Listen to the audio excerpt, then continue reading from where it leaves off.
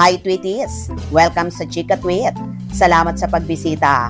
Kung mahilig ka sa latest Kimpaw updates, showbiz balita at mga nakakakilig na moments, nandito ka sa tamang channel. Kaya relax lang at tara na sa ating today's Chika. Ayon sa manghuhula, Kimi, mabubuntis at hindi nga ba pakakasalan ni Paolo Avellino? Nabasa ng kilalang tarot card reader na si Mamo Gloria Escoto na nai-stress ngayon ang actress na si Kim Chiu dahil may pinagdaraanan itong legal battle at hindi pa nito nakukuha ang justice dahil may pumipigil daw.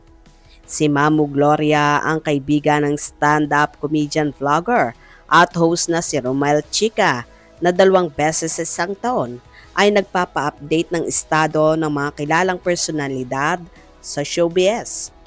Well, bakit nga ba nai-stress si Kimi? Say ni Mamo, yung justice, kung meron itong kasong kinakaharap about sa kayamanan, ito ang di pa niya masolve ngayon. Pero ito, kahit papano ay nakaka-move on na.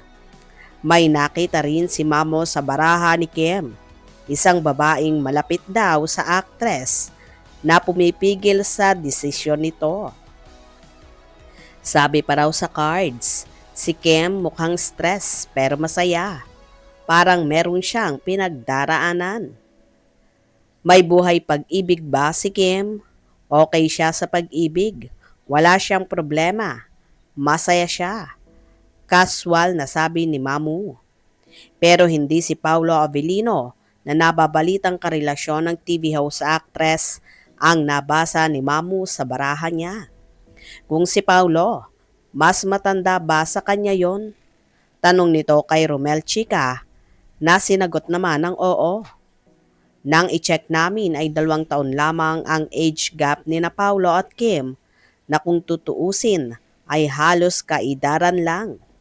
Tuloy ni Mamo sa pagbabasa ng baraha.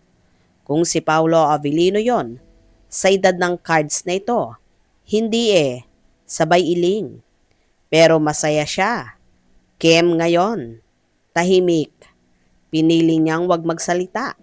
Kahit parang maraming tinatanong sa kanya, mas pinili niyang wag nang sumagot. Isa pang nabasa sa baraha ni Mamo ay posibleng magbuntis ang actress pero hindi nakikitang ikakasal siya. Anya, wala pero may nakikita ako pwede siyang magbuntis. Pwedeng magkaroon ng anak. Pero kasal, wala Naka-reverse yung cards. Tsaka parang siya lang yung may desisyon din. Kayo ba naniniwala sa hula ng tarot reader na ito na mabubuntis lang si Kim at hindi siya pakakasalan ng napapabalitang kasintahan na si Paolo Avellino?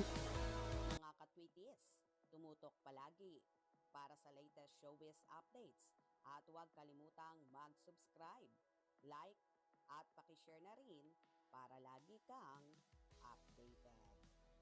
Hanggang sa muli!